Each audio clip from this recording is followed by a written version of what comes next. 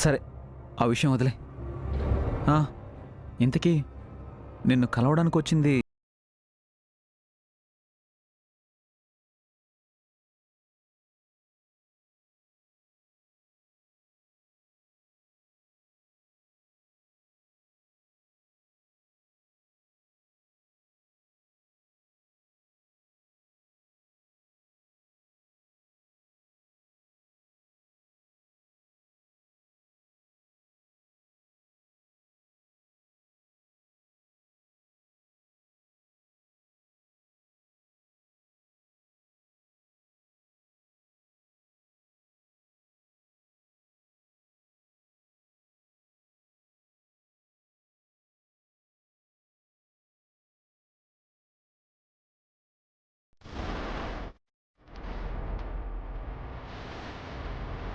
అమర్, రాధిక,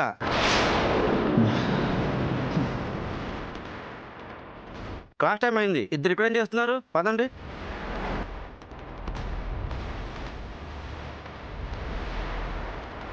క్లాస్కి లేట్ అవుతుంది. Sorry Amar.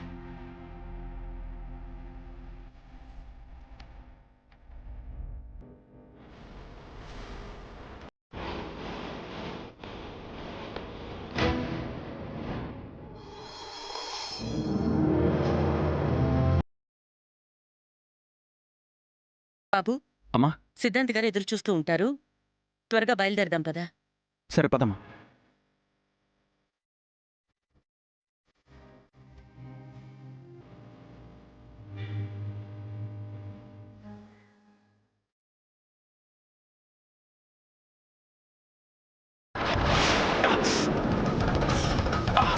Sorry sir, sorry sir, చూసుకోలేదు సార్.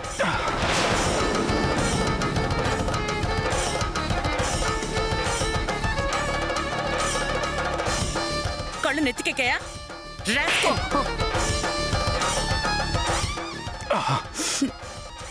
రేయ్, వెంటనే డాక్టర్ని పిలిపించండి. అలాగే అమ్మా. ఫోన్ చెయ్యి. నానా పద, లోపలికి వెళ్దాం.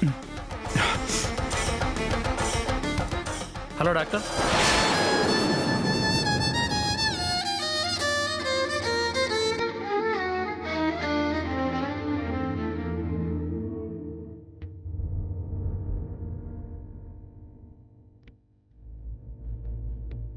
రాధిక నా ఇంటి కోడలిగా చేసుకుందాం అనుకుంటున్న ఈ సమయంలో అపశకునంలా కైలాష్ చేతికి దెబ్బ తగిలిందేంటి?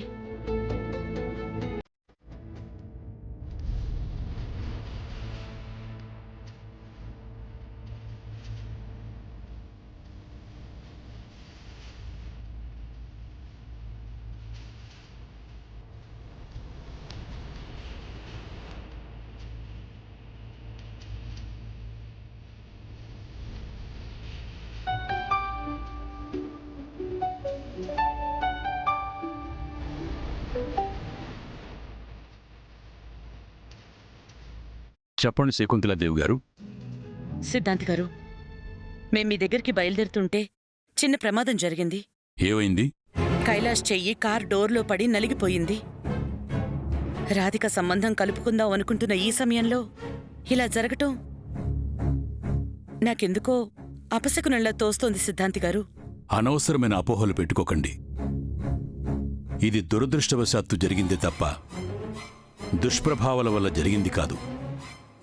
దానికి దీనికి ముడిపెట్టకండి. లేదు పంతులు గారు, నా కొడుక్కి సంబంధించింది ప్రతి విషయంలో నేను ఆచితూచి అడుగు వెయ్యాలి. నిర్లక్ష్యంతో నేను చేసే ప్రతి చిన్న తప్పు కైలాష్ జీవితాంతం బాధ పెట్టేలా ఉండకూడదు. దయచేసి రాధికా కైలాష్ల జాతకాల్ని మీరు మరోసారి పరిశీలించండి. తప్పకుండా పరిశీలిస్తాను. మీరు ఆందోళన పడకండి. పిల్లల జాతకాలు చూసి మీకు మళ్లీ కబురు చేస్తాను. ఉంటాను. నమస్కారం.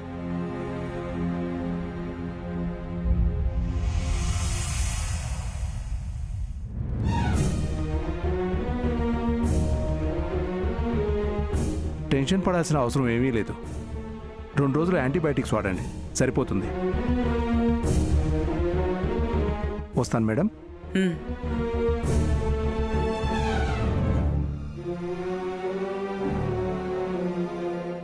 ఏం కాలేదులేమ్మా.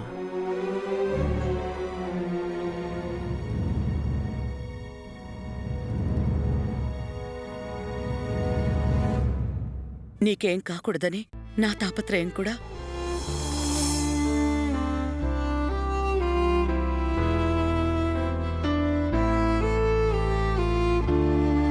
నాకంటూ నువ్వు లేవని తెలిస్తే ఆ మరుక్షణమే నీకోసమే కొట్టుకుంటున్న నా గుండె ఆగిపోతుంది. కైలాష్ నీకు భర్త అయితే నేను ఉన్నా లేకపోయినా తనొక కొడుకులా మన ఇంటి బాధ్యతల్ని భుజాల మీద మోస్తాడన్న నమ్మకం నాకుంది.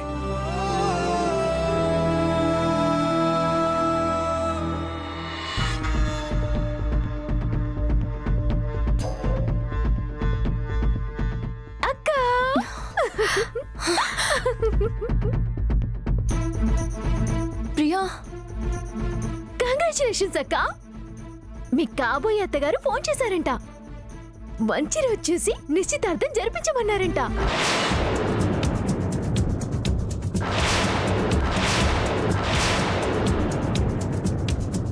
నాకైతే ఎంత హ్యాపీగా ఉందో తెలుసా? అమ్మా నాన్న కూడా చాలా హ్యాపీగా ఉన్నారు. అరే, ఇలా సంబంధం కుదిరిపోయిందో లేదో, నిశ్చితార్థం పెళ్లి అన్ని టకటక ఇలా జరిగిపోతున్నాయి. అమ్మ రాధిక, ఏ ఆడపిల్ల తండ్రికైనా కూతుర్ని ఓ మంచి ఇంటికి కోడలుగా పంపిస్తున్నావంటే సంతోషంగా ఉంటుంది.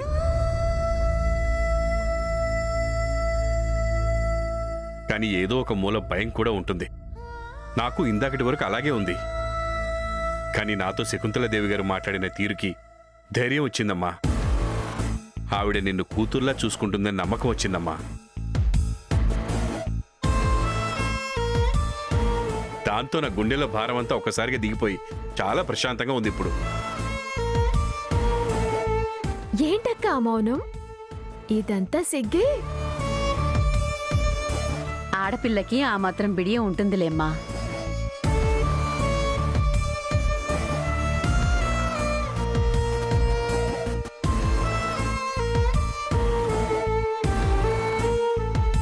అబ్బబ్బబ్బా, నాకు బోలెడని పనులున్నాయి.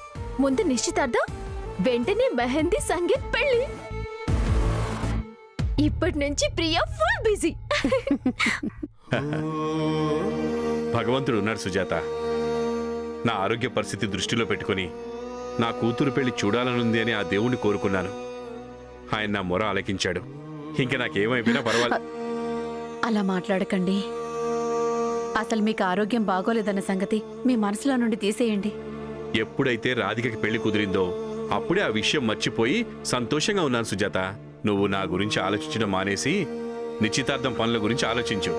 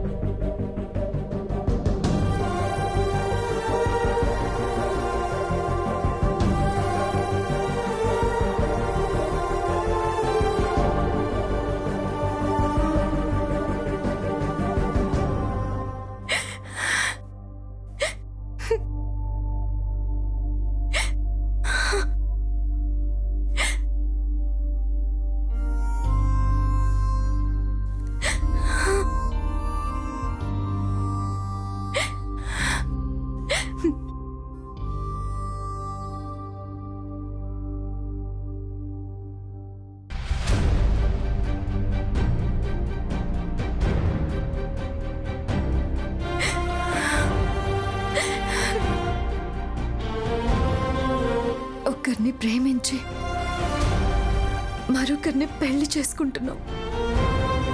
నీ మీద నీకు అసహ్యం వేయడం లేదా? ఛీ! ఇందులో నీ తప్పే ఉంది రాధిక.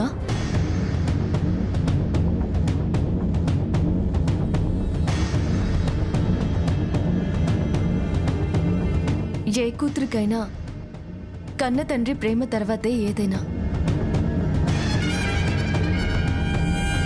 బాధ్యత గల కూతురిగా ప్రవర్తిస్తున్నందుకు ప్రతి ఆడపిల్ల నిన్ను చూసి నేర్చుకునేంత గొప్ప వ్యక్తిత్వం నీది. ప్రేమించి మోసం చేయడం మంచి వ్యక్తిత్వమా?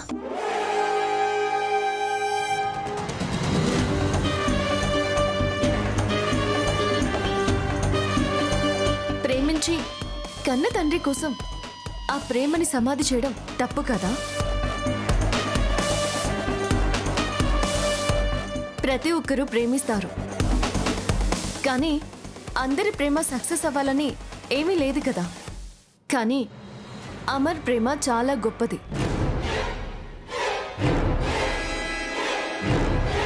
ప్రేమించిన అమ్మాయే తన సర్వస్వమని, ఆ అమ్మాయే తన జీవితమని త్రికర్ణ శుద్ధిగా నమ్ముతున్నాడు. ఆ ప్రేమే తన సొంతమన్న విశ్వాసంతో బతుకుతున్నాడు. నమ్మించి అలాంటి ప్రేమికుడి గొంతు కోయడం న్యాయమా? అసలు నువ్వు ఆడదానివేనా? రాధిక, ఆ మాటల భ్రమలో నువ్వు కూరుకుపోవద్దు. అనవసరంగా డిస్టర్బ్ అవ్వద్దు. నువ్వు మీ నాన్నకిచ్చిన మాట నిలబెట్టుకోవడమే నీ ధర్మం. ఎందుకంటే చిన్నప్పటి నుంచి నీకే లోటు తెలియకుండా పెంచి పెద్ద చేశారాయన. ఒక గొప్ప కుటుంబంలోకి కోడలిగా పంపాలనుకుంటున్నారు. కూతురిగా మీ నాన్న కలని నెరవేర్చడం నీ కర్తవ్యం. ఆ మాటల మాయలో పడిపోకు రాధిక. అమర్ నిన్ను గుండెల్లో గుడి కట్టి ఆరాధిస్తున్నాడు. నీకు వాళ్ళ అమ్మ స్థానం ఇచ్చి మనసులో పెట్టుకున్నాడు. నువ్వు తలక్రిందులుగా తపస్సు చేసినా కూడా అలాంటి అమర ప్రేమికుడు నీకు ఏ జన్మలోనూ దొరకడు. ఒక్కసారి ఆలోచించు.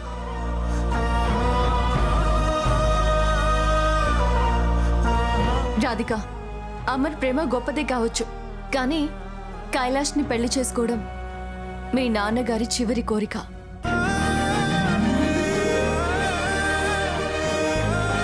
మీ నాన్నగారి కోసం అమర్ ప్రేమని ద్రోహం చేస్తున్నావు రాధిక. వద్దు, ఆ ప్రేమికుడికి నువ్వు ద్రోహం చేయొద్దు. అలాంటి తప్పు నువ్వు చేయొద్దు. తప్పు చేయొద్దు రాధిక. మీ నాన్నని మోసం చేస్తావా? అమర్ని మోసం చేస్తావా? మీ నాన్నగారిని మోసం చేయొద్దు. అమర్ని మోసం చేస్తావా? రాధిక, నిన్నే. రాధిక, నువ్వు తప్పు చేస్తున్నావు.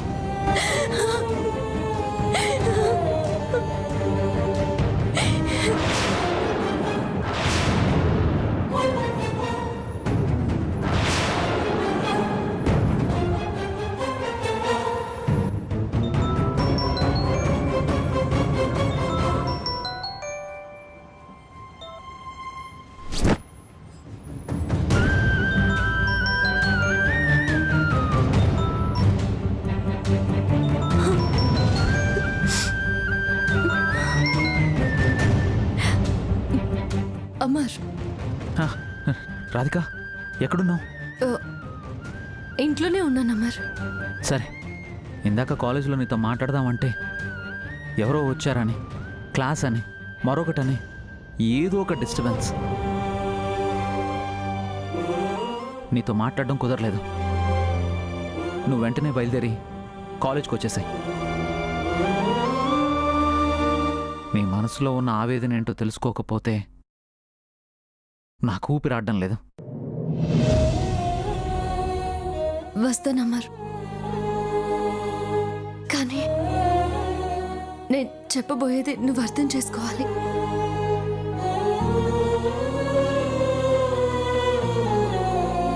ఏమన్నావు రాధిక? అవును, నేను చెప్పబోయే మాటని నువ్వు ధైర్యంగా తీసుకోవాలమ్మర్. ప్లీజ్. అసలు ఎందుకు అలా అంటున్నావు? నువ్వేం చెప్పినా నేను అర్థం చేసుకోగలను. ఎందుకంటే నా ప్రేమ నిజం.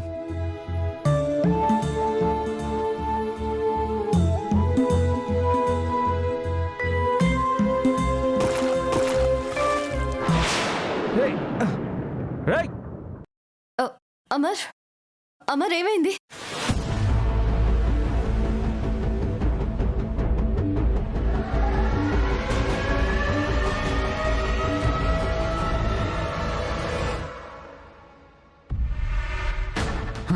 రేయ్,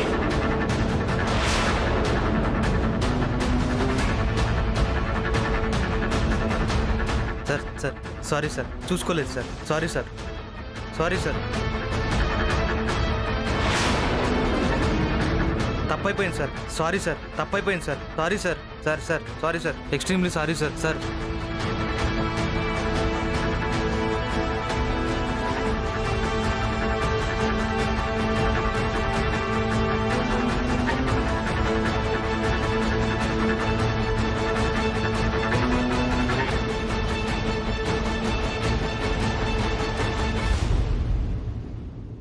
రాధిక, నువ్వు కాలేజ్కి వచ్చేసాయి. సరే. సార్ సార్ సార్ సార్ మిమ్మల్ని sir. Sir sir sir sir sir sir ఆగండి సార్. యాక్చువల్లీ నేనైతే మీ అంత మంచివాడిని కాదు సార్. నువ్వు చెడ్డవాడివని నేను అనలేదు కదా బాబు. ఇదిగో ఈ నవ్వే ఆ అర్థాన్ని చెప్పకనే చెప్తోంది. నువ్వు భలేవాడివి బాబు. సార్, మీరు ఆ రోజు చెప్పిన దగ్గర నుంచి హెల్మెట్ లేకుండా బైక్ డ్రైవ్ చేయట్లేదు. డ్రైవ్ చేస్తూ ఫోన్ అస్సలు మాట్లాడడం లేదు. మంచిది. మరి అతన్ని కొట్టడానికి చెయ్యేందుకు లేపావు? ఏదో ఆవేశంలో కొంచెం కంట్రోల్ తప్పాను సార్. అదే, ఆ ఆవేశమే ఒక్కోసారి మన ప్రవర్తనని గతి తప్పేలా చేస్తుంది. సర్లే ఉండు, షర్టు మీద బురద పడినట్టుంది. అయ్యో సార్, వద్దు సార్. మీకెందుకు సార్ శ్రమ? పర్లేదులే బాబు, నీకులాగా నేనేం కొత్త షర్టు కొనివ్వట్లేదు కదా.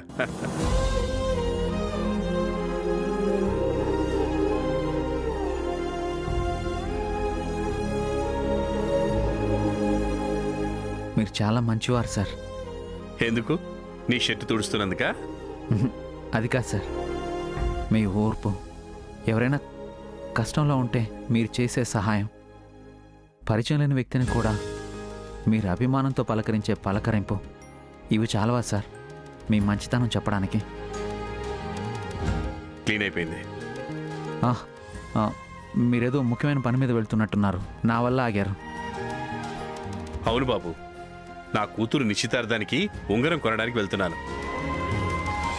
ఓ, మీ కూతురు పెళ్ళా? అవును.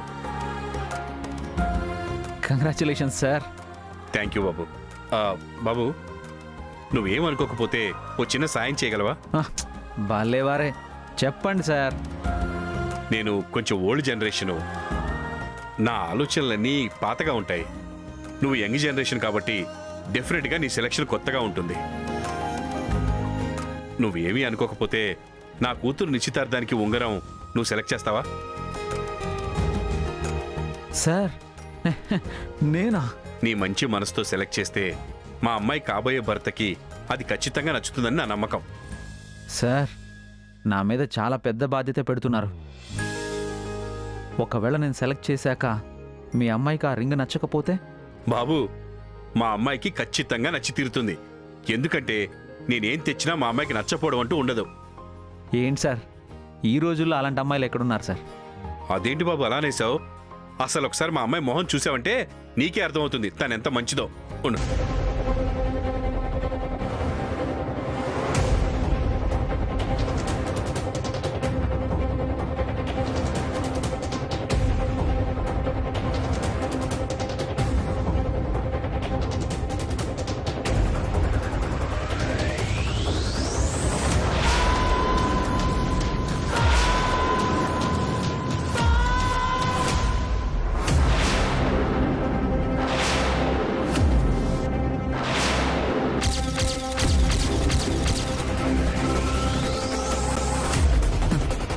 బాగుంది సార్. నా కూతురు. కానీ మీ అమ్మాయి కొంచెం నల్లగా ఉంది. మా అమ్మాయి నల్లగా ఉండడం ఏంటి బాబు? నల్లగానే ఉంది సార్, కావాలంటే మీరే చూడండి.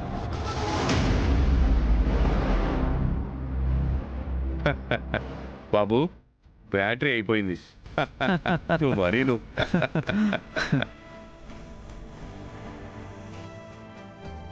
అయినా ప్రత్యేకంగా మీ అమ్మాయిని చూడాలా సార్?